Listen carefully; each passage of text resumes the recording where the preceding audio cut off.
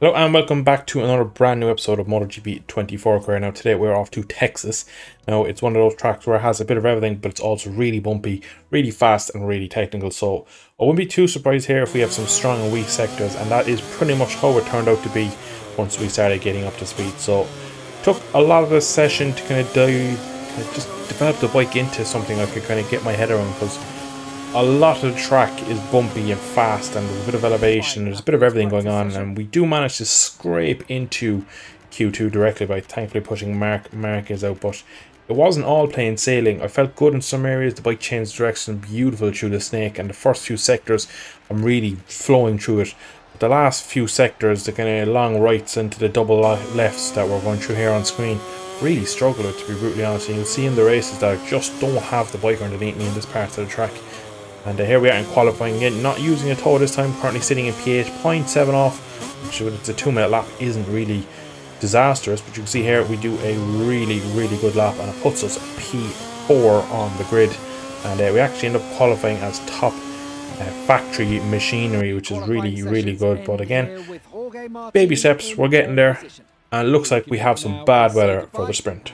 So quickly, some news in from the GP stewards. Jorge Martin and Fabio Di Gianantonio both getting long lap penalties for impeding in qualifying, so that will come into play today's sprint. We are of course starting P4, and as you can see it is heavily wet, and unfortunately so far we've had mixed weather in pretty much every round we got to. I just want a nice consistent base, hot temperatures, consistent Friday to Sunday, and just build from Friday on. So again, we're coming into this one after having a strong weekend, but just unfortunately, I just don't know where I'm at in the rain. And to be brutally honest, I'm not sure is this KTM very good in the rain. I remember the Honda having a very solid front end, and I could really exploit that in the wet weather. And the wet weather would take away a lot of the negatives of the Honda and bring me closer, whereas I don't feel like I'm maybe as consistently fast on the KTM in the rain. So I'm expecting a bit of a, kind of similar to Portimao, a bit of a struggle here in the Saturday sprint, unfortunately. So as you can see, the pole man is going to have a long lap. It's critical we get a clean start, which we're not usually good at. It's been okay. Very aggressive from Fabio Quartararo. And we've kind of gotten a bit pinched on the outside. Turn 1, sector 1 in Austin is a bit of a car park at the opening lap, especially in the rain. We have unfortunately dropped down to P8. So we've landed ourselves here in P8. Just trying to get a feel for these conditions, of course. First time all weekend we have been in these wet conditions. Comes Bastianini up my inside. Oh, Bezzecchio, the lead has gone down. Looking so promising for the young Italian aboard the GP24. And he is unfortunately out now of this sprint. Once again, I don't feel particularly comfortable. How I ride this KTM is a lot of rear brake, rotate the bike around the headstock, and you just cannot do that in the rain. You just will completely overload the front end. So in the stop-go parts of the track I feel somewhat okay, but the long, low speed corners, can't get much rotation on the bike, as you can see now. We are getting dropped a small bit. So I think we'll do well even to score points here in the sprint. Someone who usually is very strong in these conditions, Marc Marquez, is just giving me a bit of a run for my money at the moment. Surprised if he didn't go for the inside, and he does. He's pulled that down very nicely.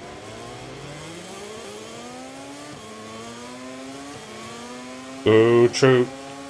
Here comes Fabio Quartararo on his GP25s. Unfortunately, we're now out of the points.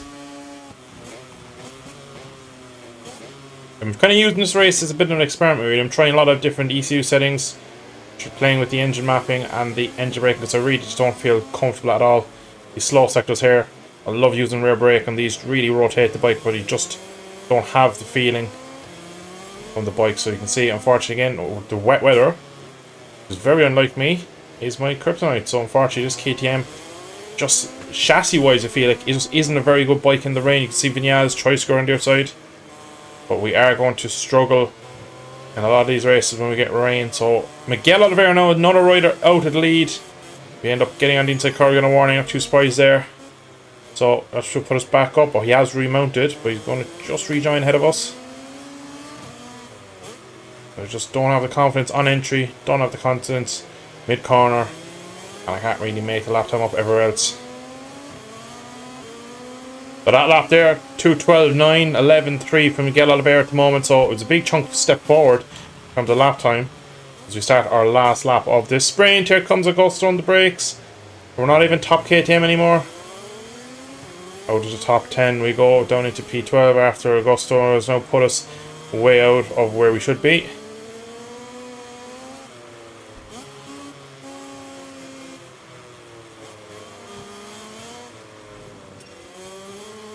I go around the outside.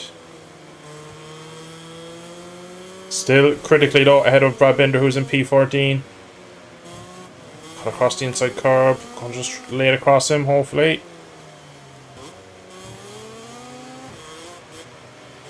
Playing racing between KTM and Gasgas boys. Oh, Miller has crashed on this last lap. The hairpin, I'd imagine, here somewhere. I haven't seen him rejoin.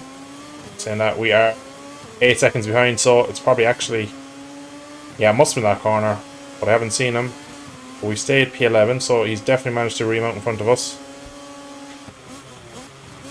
I must say, as this race has gotten on, I've gotten a lot more comfortable. But unfortunately, it's just in these sprints, they're just not long enough for me to kind of make a comeback, and I still don't think in this slow sector here that we have anything for the rest of the field. I just have no natural turning of this bike, really. It's just, it's a major issue. Yellow flag, sector 3, that is one of the Marquezes, I believe, on the... Seeing you up ahead. I did see him wide, I didn't see any crash notification though. But we're still going to say P11. It's going to be whether Augusto can get us like through here. I just feel like the bike just doesn't turn. And even with the low traction, I don't feel like I can turn it on the rear. Oh, another rider down. It is Digi, I believe, that puts us up into P10. Unfortunately, that's still not points here. Going to be a poor result, really, again, in poor conditions. So, in terms of fastest lap, we're 1.9 off what the GP25s are doing. So, yeah, it's not great, really. Still top KTM, so again, as always, trying to be the top of my brand, which is always my main goal. And we did beat Rabinder, which is our main goal for to try and get P1 in our own team. So again, unfortunately, the rain just proving to be slightly a bit of an issue for me at the moment. So we need just kind of like a wet Friday where I can just go around do laps, try and figure out this bike and understand, try different kind of configurations and stuff, because at the moment, every time I go into a wet race, I don't know what to really do setup wise. And like after that now, I have a lot of things I want to try, but now I don't know when I'm going to get another chance. And by the time it comes around again, it'll be like I have to kind of gamble on things, which isn't really great. So I'm hoping we can get some actual good long wet time and not just a quick sprint here and there. So for the main race, it is overcast at the moment, and it looks like it's going to go sunny, which would be better for us. I think the hotter conditions are a much better kind of condition for this KTM. So hopefully we don't get any weather, because I just want a nice consistent race in the heat and really see what we can do here on Sunday after a pretty strong weekend. A bit of a disappointing sprint, but again, I just need to figure out the rain with this bike and we should be golden.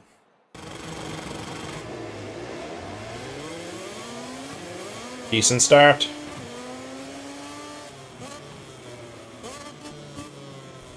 Aggressive from a lot of riders. We're going to try and cut back.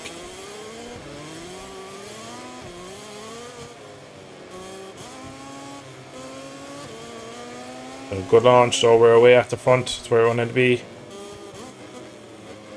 Safe run, the VR46 riders in front. That's kind of caught me up. We've ended up going on the green.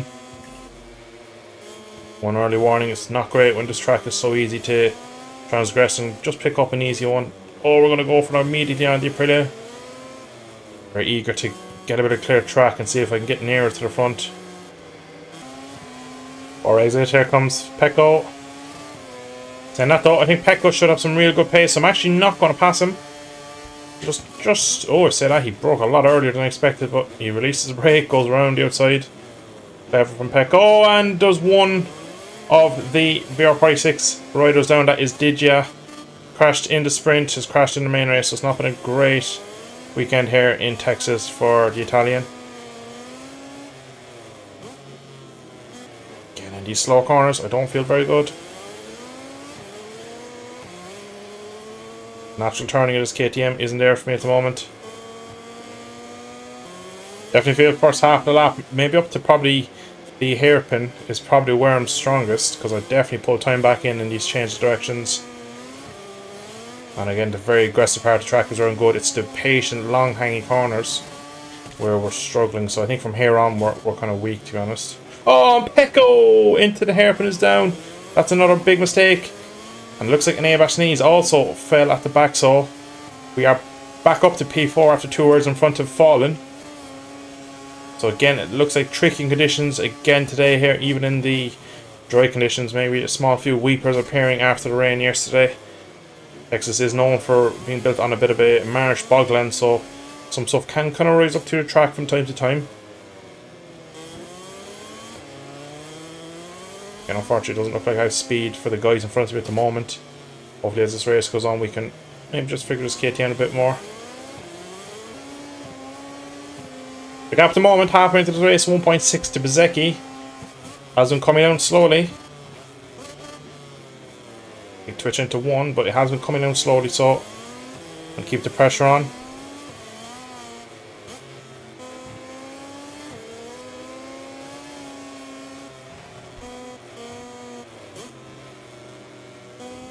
Bezzecchi's having front end issues, as I've seen him a few times now, just in a bit hot. It's down to 1.3 now, so we pulled in a good chunk of time here with him.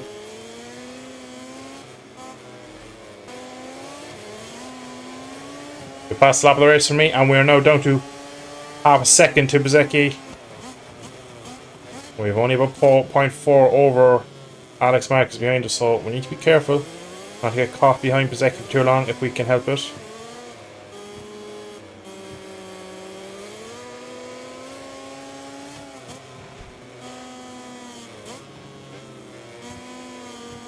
Again, you can just see Bezzecchi through there. His front end is not participating at all on that bike. Gonna have to try and move somewhere along here. Can we go for it into the next left? Not close enough. Oh, another warning. That's 4. We're in the danger zone now. Gonna have to be crystal clear for the rest of this race.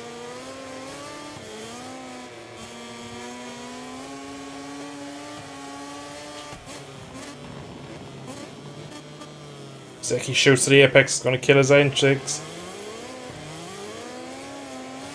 There we go. Much better exit for me. Goes along the rougher part of the track. I don't think we're close enough to go from here. Tuck in, just maintain position. Again, you can see look how early he turns in. I'm just trying to set something up for this next right-hander maybe. No, not this time around. See, don't look, every lap he's out wide, he's out in the curbs there. Fortunately, just this part of the track is where I'm weak, so I just couldn't capitalise. It's like at the moment he's doing a good enough job, but you can see he just shoots for the apex everywhere. Just makes him difficult to overtake, as you can't really get alongside him when he's pretty much already on the inside curb everywhere. He's pretty weak through here, but we are also on a warning.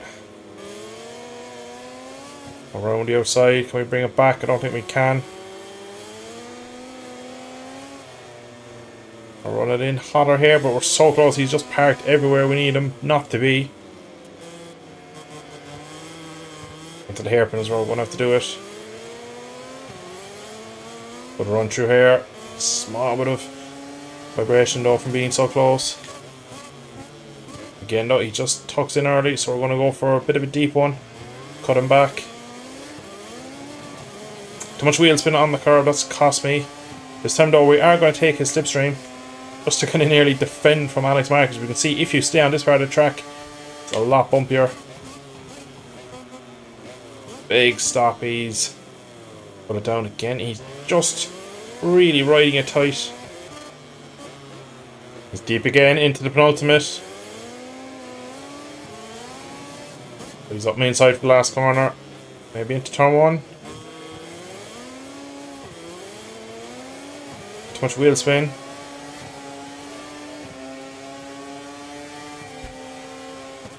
Oh, again, look how late he brakes and he just turns in so early. Will that catch him going down the hill? No, in fairness, Bezecchi is doing a brilliant job. You can see there's a lot of us behind him. It's not just me he's holding up at this point. 8 of 10 now. We're going to have to make a move soon. Again, he is absolutely all over the place. We're going to go same move we did last time, but around the outside a bit closer. I'll switch to the inside. Here comes Alex Marquez as well. Just not able to get fully alongside. I feel like Alex Marquez will if he gets near me. See, now he's slipping and sliding around. That rear is not working right for him.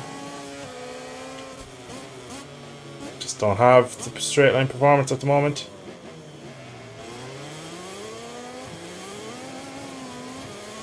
Again, trying to square him off. I keep touching that curb, which has now put me under threat to Alex Marquez. Just sitting the slipstream. Just kept me out of a bit more trouble than I needed to be. But here comes Alex Marquez this time. Big snap on the brakes. Instantly go for the cutback on him. Oh, Jorge Martinez crashed out the lead. Are we currently battling for the win or not? I do not know. I don't know where Jorge Martinez he's rejoined immediately, so fortunately again the rejoin times are just a bit too quick for my liking. We're now off the podium after that.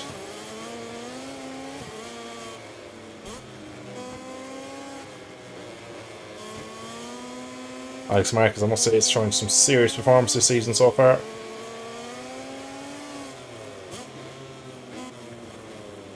Secchi's wide. I think Alex Marquez is going to try and force it into the last corner.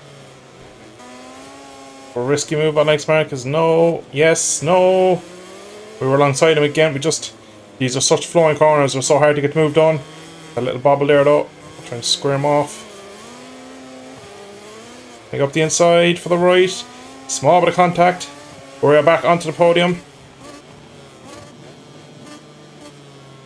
Trying to keep one touch deep in here. This time, I'm going to go to the better part of the track. Hopefully this KTM can match the GP24 of last year. Bezecchi holds on for a win or podium here. Will go down as one of his best ever, I'd say. It's a defensive ride he's put in. Need to get a bit closer though. We're not going to be able to do anything from back here. He's had a bit of a second wind with Alex Marquez behind him, so I think we lost a bit of time as well, me and him battling. All over the curbs. Good run. Just don't feel like I can pull that move down like I want to.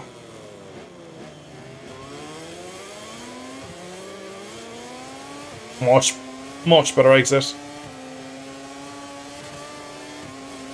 Look at the run we have on him. We managed to slipstream past him. Can we get this move done for the first time all race and hopefully the only time? Oh, he sticks his nose in. Thankfully we're just far enough ahead. Oh, big bobble. Go deep ourselves. We know he likes this line as well. Oh, he's just appeared out of nowhere.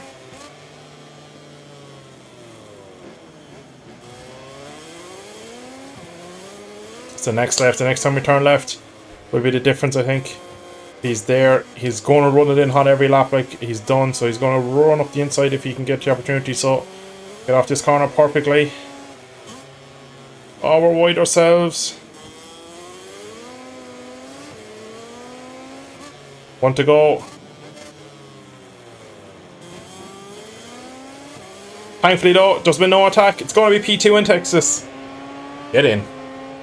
So 3 full main races and 3 consecutive podiums. So thankfully on Sunday I have the machinery to do the business. Now unfortunately we are not able to touch Jorge Martin again, even with him crashing still 5 seconds up the road. Now I think, to be honest, for a lot of that race I probably would have been a bit quicker if I didn't get caught behind Bezecchi for so much of it. Saying that, I still don't think really Jorge Martin is a target today. I think at the moment GP25s are in their own kind of little bracket and we need to just try and keep finishing ahead of them. You saw obviously Pecco does crash as well and is down at P12 after today. Our nearest KTM finisher is Brad Binder in P6. So again, we're the only one on the podium on the KTM.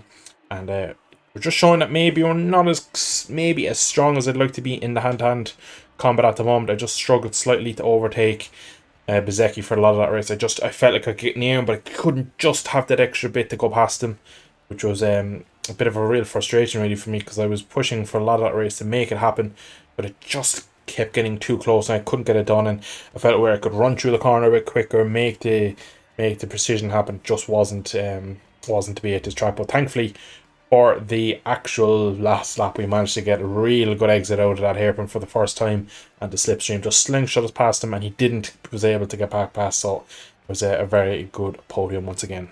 In the standings, we leapfrog Jack Miller and Mark Marquez up into P3. Now we're only behind the two GP25s of Jorge Martin and Pecco back now. You can see Jorge Martin has 100 points to his name. We have only 52 and 56 for Pecco, so Jorge Martin is really putting a real strong performance in at the start of the season. And to the runner-up, who's getting a well-deserved round of applause from his team members. This is a really good result that will give him some optimism for the upcoming races.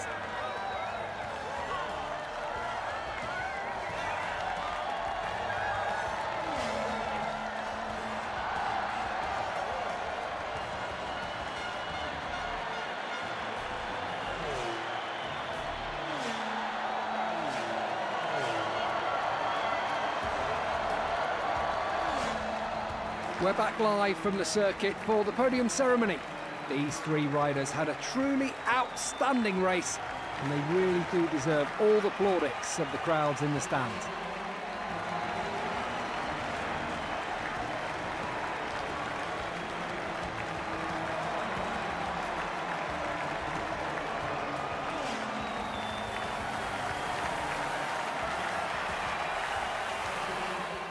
So once again, it is a very good weekend in terms of rewards. So again, big chunk of reputation because of the podium. Lose again, a small bit because of the sprint, but I don't think sprints are ever going to be our strong point. And of course, we have completed the KTM leader step 1. So hopefully that'll give us a kind of a even footing now with Brad Binder going forward, but we won't know until we advance on and see what our next one is. So Spark of Pride and Aim at the Sun. So I'm going to imagine it's again probably go up against one of my factory colleagues, I'd imagine. Yeah, once again, myself and Brad seem to be going up against each other for the privileges of Rider 1 in this KTM factory team.